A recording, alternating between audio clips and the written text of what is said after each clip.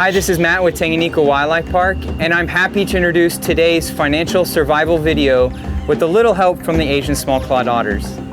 In this lesson, you'll learn about making a budget. Without a budget, your money can be a lot like these otters, going every direction.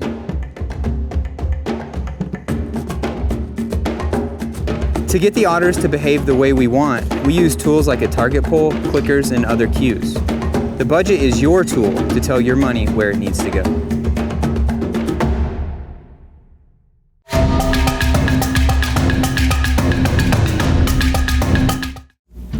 When you buy a new game or toy, they usually come with a set of instructions on how to put the item together.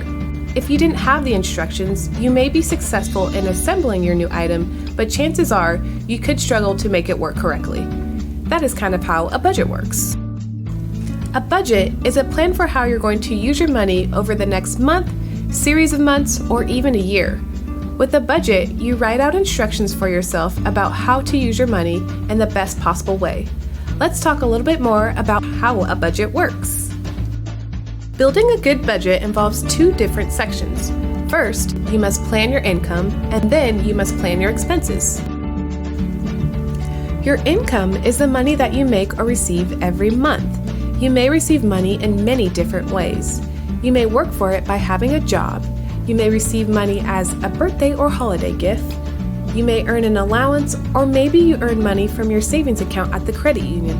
That is called interest. You may be able to plan your income very easily, or you may not.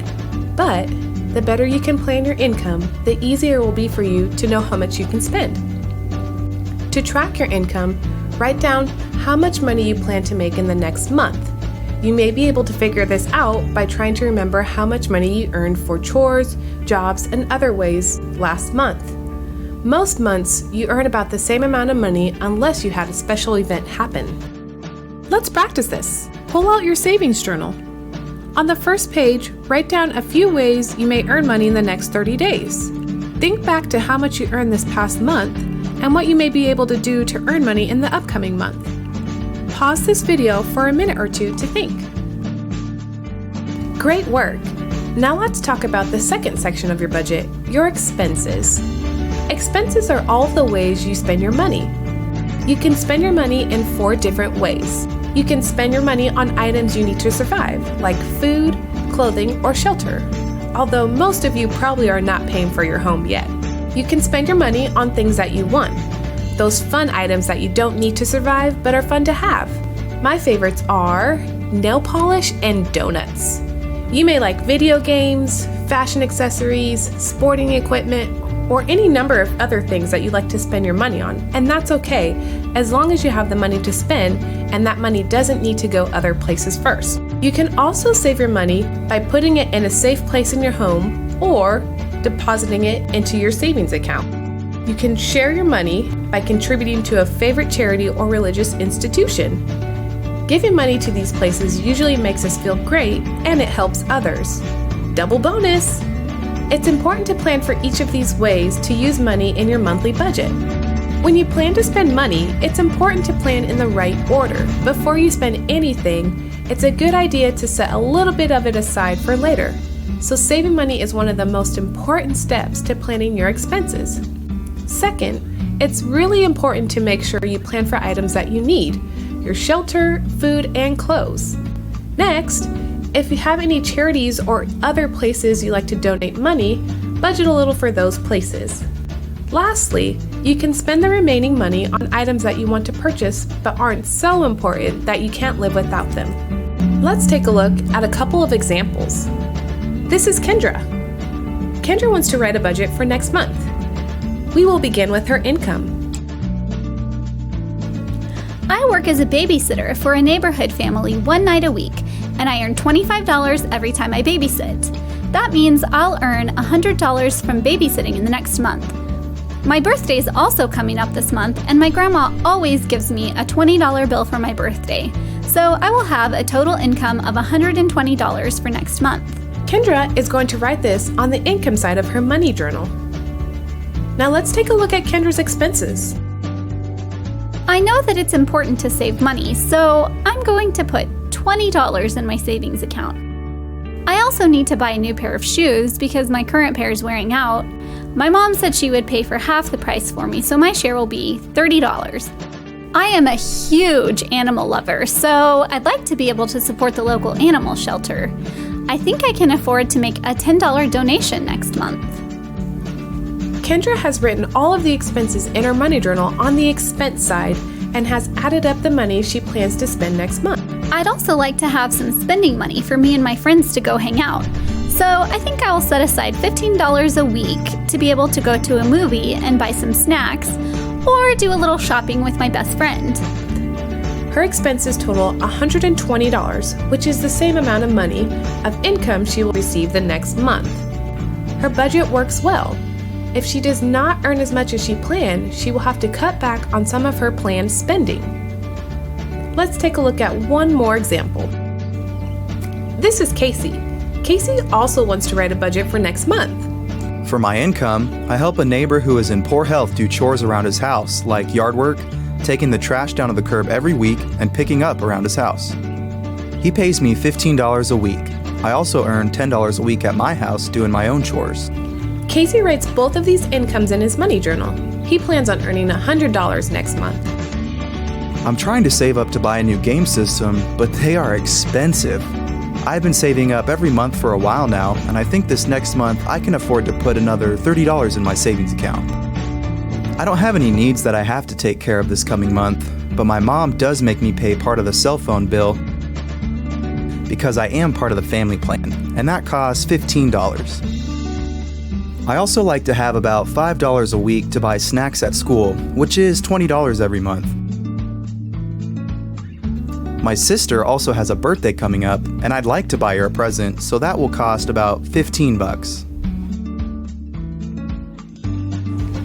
Casey has an income of around $100, but is only planning on spending $80. He can put the remaining dollars in his savings account, or he can use it for an unexpected expense next month. Now it's your turn. You have already written down an idea of how much income you will have next month. Now try to brainstorm how much money you may have in expenses. Write those items down on your expense side of your money journal. Hit pause on this video to give yourself a minute or two to think about it. Great job! If you have more money through income than you have in your expenses, you can put that extra money in your savings for a future expense. If you have more on your expense side, you will either have to come up with a plan to make a little more money or cut down on some of your expenses. You have just completed the 4 steps to budgeting. Step 1, analyze and write down your income to see how much money will be coming in. Step 2, analyze and write down your expenses to see how much money you will be spending. Step 3, calculate your cash flow, which is the amount of income you will have left over or how much money you overspend. And step 4, make changes to your budget until you land on 0 or you have money left over. Congratulations on learning how to write a budget. Now you can write a budget for yourself each month. The more you do it, the easier it will get and the better you will be at it when you are an adult out on your own.